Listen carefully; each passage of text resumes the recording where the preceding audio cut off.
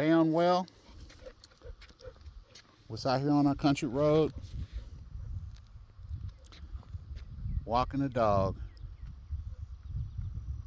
Conversation today on Well is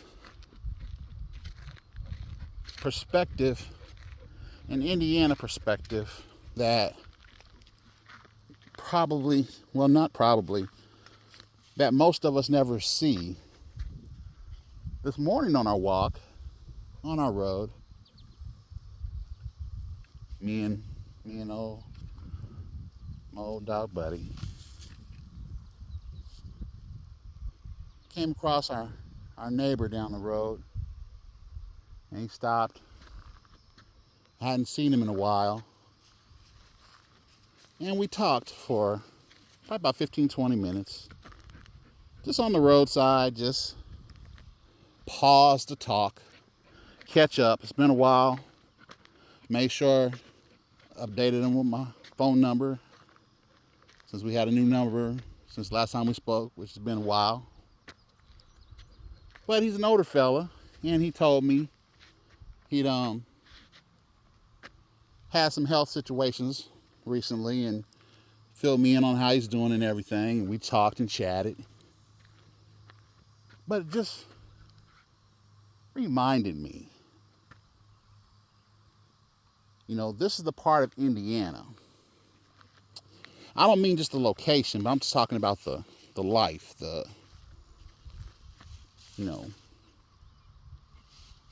relationships, the people. But this is a part of Indiana that is really lost on most people. I know, because it was lost on me for a very long time. And most generally, typically, outside of our little town and surroundings is quite easily lost if you don't pay attention to it and just really take the moment to really kind of analyze it a little bit against the backdrop of our world today. But I just wanted to take just a moment and just realize this is a part of life that is extremely precious. People that I come in contact with, and this, when you hear me say food by the word country, this is what I mean. There's different places all up and through, from central Indiana, northern Indiana, northeastern Indiana, even, southern Indiana. We've traveled around Indiana a lot over the past couple of decades. Seen a lot of towns that I never would have thought of had we not, just day trips, just day excursions, nothing planned, just day trips. But it's the part of Indiana that a lot of people honestly never get to see. And if you don't, take the trip, the day trip, just to go 40 miles in this direction, 40 miles in that direction, you never know that this, particular kind of lifestyle, which it seems foreign, it seems out of reach, but it's not. But the thing about it is, though, it also has illustrated to me over the past 7 years, how people get some of the ideals that they have and that they possess in their lives and everything, and how much they try to hold on to them. But see, here on our road here, and I've met so many of the neighbors, but here's the funny thing. I met them because they came and introduced themselves to me. But the people here on our road have lived on our road, some their entire life. When I'm saying entire life, I'm talking 60 years, 70 years, 80 years on this road. a lot of people on this road have lived on this road for for a long time, longer than I've been alive, and I'm 52. And that is so awesome. But it's interesting though. You know, there are people who have lived on this road their entire life and lived into their 80s and 90s and die on this road. You know, having lived their entire life out here. And that's just so interesting to me. But what it is let me kind of get you up to speed a little bit here. We've lived here for 7 years, and you know, you see these power poles and these telephone poles, or once telephone poles, they're really not telephone poles anymore. They're just really, you know, power poles and internet poles now. Well, here's the thing. The internet, there was no high-speed internet when we moved out here. We've only had high-speed broadband internet for the past 3 years, only. 3 years. Yes, yes. The past 3 years. It has not been, this infrastructure has not been available out here. And that is so interesting to me. And it's so real. And it's so revealing. And so, and, you know, it really, you know, we tend to move at the speed of life, and we take for granted that everybody has the same access to technology, to information, to to everyday, we consider everyday conveniences of modern life. And the reality of it is no. No. And this is all across the country. This is the same. I did not, you know, color me taken aback. I had no idea, you know, that there were places even in our state here that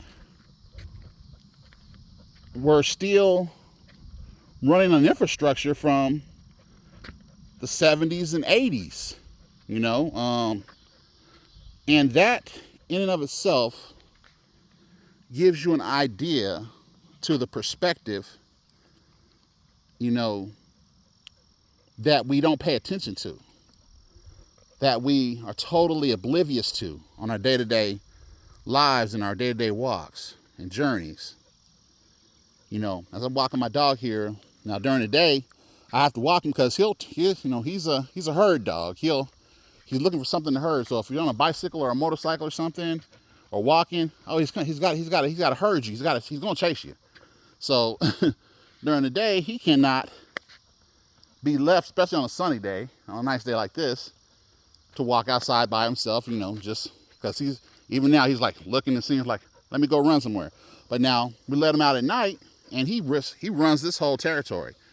You know, this whole territory, you know, Lord, only God and him knows where he goes. He'll go all off into the wood. Lord, only God and him know where he goes. But that's the perspective, you know. He's used to running. He's a country boy. Now we moved out here when he was a puppy, and this is all he knows. This is all he knows.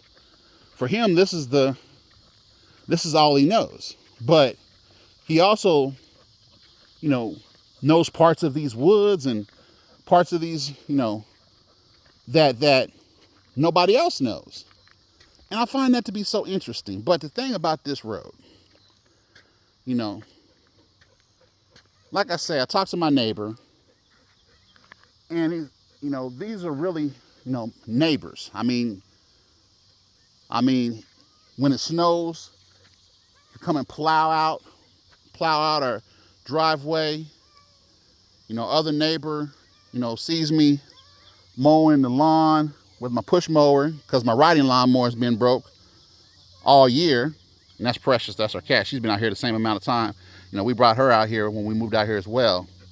But, and there's been 50, 60 cats probably since her. She's the only one still standing. That's a whole nother story. Matter of fact, I'm going to end up writing a story about that one day. But my neighbors are neighbors. You know, They're literal neighbors. And this is a part, and the thing about this road, I'm going to hit you with something that's really going to blow your mind about this road. Politically, there's both sides on this road. There's both sides on this road. I mean, you'll see, during like this last, presidential season, you saw both those kind of signs out on the roads out here. And it's like, oh, okay. But here's the thing. Here's the thing to keep in mind. And the damn well, I just really want to point out, a perspective of Indiana, of our neck of the woods that you just don't pay attention to as we walk down this road. You see, that's our cat up there. That's our dog down there. It's one of them. As I walk these roads, I realize how Mayberry-ish, how out of, unbelievable this may be for people today to believe. But I'm like, no, this is real. It's real life. It happens today. This is the speed of life in real life. Happens today. And it gives hope for real, not just for clicks or for attention, but for a real,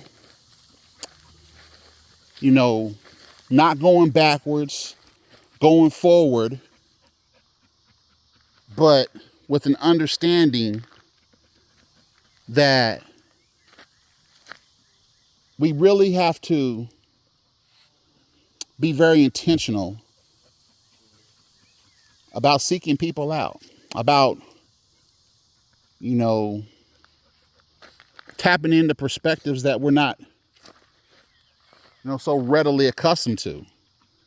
I use Indiana as an example, but you can take this probably across the country. I'm just, we live in Indiana. This is a part that I know most don't get to see. Stopping and talking to the neighbor for 15, 20 minutes and catching up. Genuinely, living a peaceable life